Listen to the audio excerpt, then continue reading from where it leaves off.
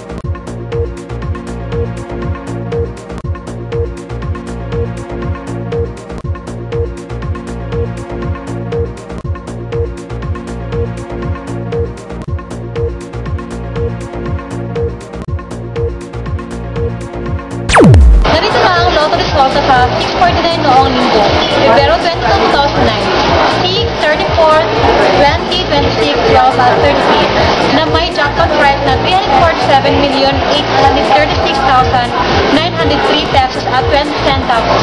Hindi ko kumpirahin ang PCSO na kung sino ang dalawang nanalo ng Taga Luzon. Yan ang ating breaking news sa oras na ito. Mula dito sa SB Small Davao, ako po si Solilino Matiyog nag